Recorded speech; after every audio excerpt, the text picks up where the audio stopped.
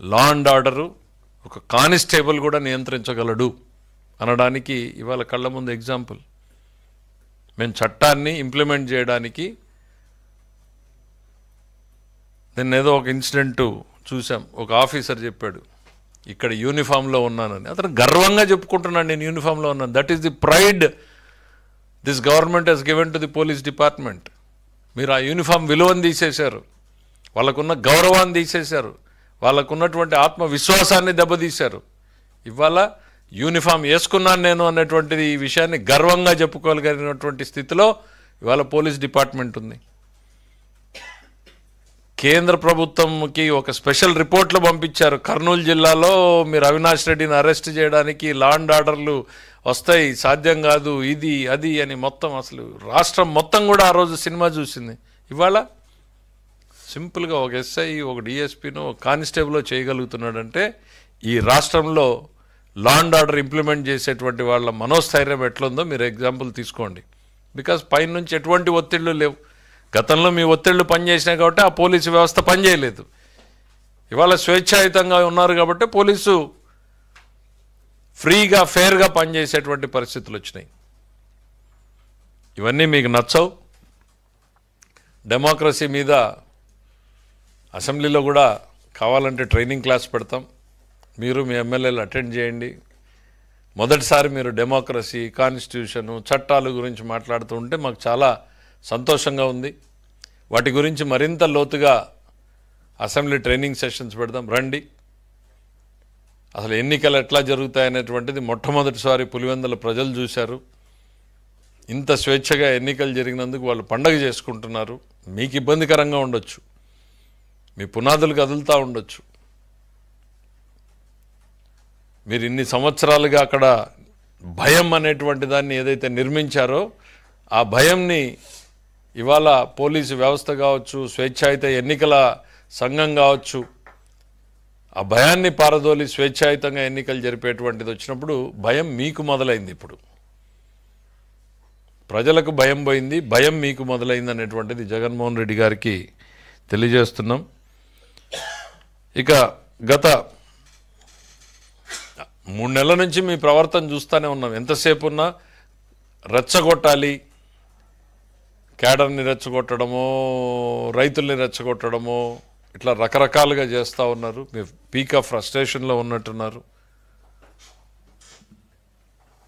మీరు ప్రజల తరఫున పులివెందల్లో పోయి పనిచేయాలి అనేటువంటిది మర్చిపోయినట్టున్నారు. పులివెందల్లో తక్కువ, బెంగళూరులో ఎక్కువ ఉంటున్నారు.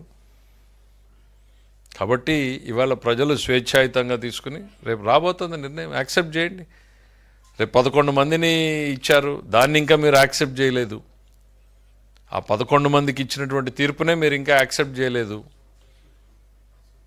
రేపొద్దున వచ్చేటువంటి తీర్పుల్ని కూడా యాక్సెప్ట్ చేయడానికి మానసికంగా సిద్ధపడండి జగన్మోహన్ రెడ్డి గారు. ప్రజలు స్వేచ్ఛగా తీసుకున్న నిర్ణయం ఏమొచ్చినా కూడా డెమోక్రసీలో they are the leaders. Thank you.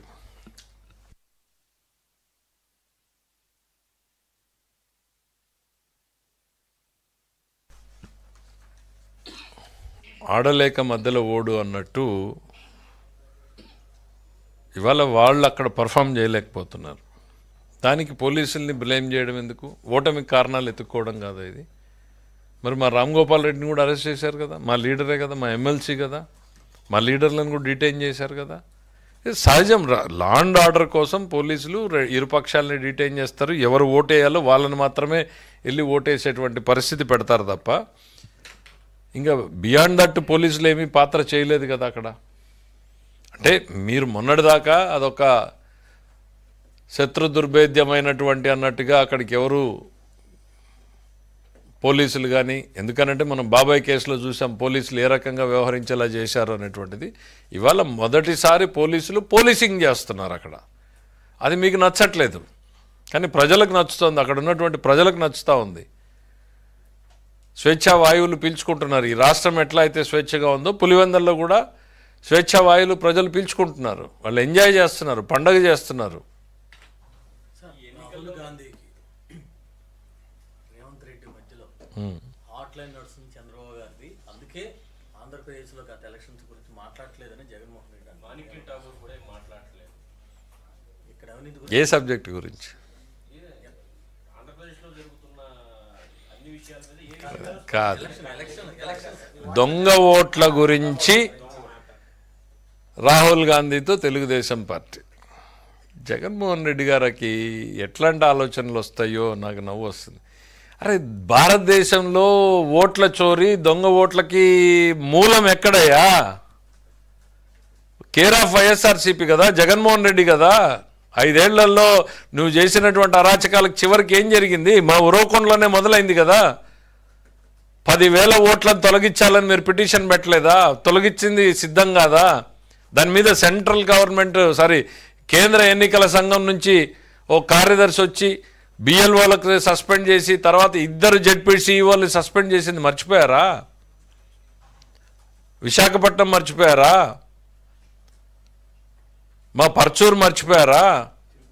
Tirupati మర్చిపోయారా? దొంగ ఓట్లు, దొంగ ఓట్లకి, ఓట్ల చోరీకి, ఓట్ల తొలగింపుకి పునాదులు మీరే. ఇంక రాహుల్ గాంధీ ఏం మాట్లాడతాడు పాపం? ఆయన లేని సబ్జెక్టు, ఆ సబ్జెక్టుకి కర్త కర్మ క్రియ మీరే. ఈ సంవత్సరంలో ఒక ఓటు పెరిగిందో ఒక ఓటు తగ్గిందో మేమైతే చూసుకునే పరిస్థితిలో లేం. ఎందుకంటే మేము ప్రజల్ని నమ్ముకున్నాం, ఈ దొంగ ఓట్ల కార్యక్రమాల్ని నమ్ముకోలేదు. మేము ప్రజల్ని నమ్ముకున్నాం, మీరేమో దొంగ ఓట్ల కార్యక్రమాన్ని నమ్ముకున్నారు. ఎన్నికల సంఘంలో చావు దెబ్బతిన్నారు. గతంలో 2 ఆఫీసర్లను సస్పెండ్ చేసింది.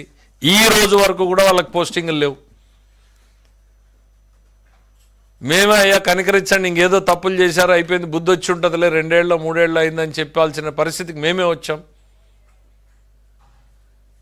దొంగ ఓట్లకి ఈ దేశంలో మూలం ఎవరు అని అంటే మీరు బహుశా మీరే హాట్ లైన్లో రాహుల్ గాంధీకి నేర్పించినట్టున్నారు. నేను ఇక్కడ చేశాను, కాకపోతే కొంచెం తెలుగుదేశం పార్టీ యాక్టివ్గా ఉండడంతో ఫెయిల్ అయింది, అక్కడ కూడా జరుగుతున్నాయి చూసుకోవాలి, చేస్తుంటారు అనేటువంటిది ఏదో నేర్పించినట్టున్నావు తప్ప మాకు ఎవరితోనూ ఉండాల్సిన పని లేదు. ఈరోజు కేంద్ర ప్రభుత్వంలో ఎన్డీఏ కూటమిలో బలమైన భాగస్వామిగా ఉన్నాం, నమ్మకమైన భాగస్వామిగా ఉన్నాం. ఈ రాష్ట్ర అభివృద్ధి కోసం ఎన్డీఏ కూడా బ్రహ్మాండమైనటువంటి సపోర్ట్ చేస్తూ ఉంది. కాంగ్రెస్ వ్యతిరేక పునాదుల మీద వచ్చినటువంటి పార్టీ మాది. దానికి ఇంత డొంక తిరుగుడు ఎందుకయ్యా రేవంత్ రెడ్డి గారు? అవును, ఆయన ఈ వాజ్ ఏ పార్టీ మెంబర్ ఒకప్పుడు. మరి మీరు కేసీఆర్ గారు మీరు అవ్యాజ్యమైన ప్రేమలు కనపరుచుకున్నారు కదా. మీ కౌగిలింతలు ఏమైపోయినాయి? మీ ప్రేమలు ఏమైపోయినాయి? మీ లావాదేవీలు ఏమైపోయినాయి? ఎన్నికల్లో ఒకరికొకరు ఇచ్చిపుచ్చుకునేటువంటివి ఏమైపోయినాయి? గిఫ్ట్లు, రిటర్న్ గిఫ్ట్ల గురించి మీరు ఇద్దరూ మాట్లాడారు కదా, బహిరంగంగానే మీ సంబంధాలు చెప్పుకున్నారు కదా.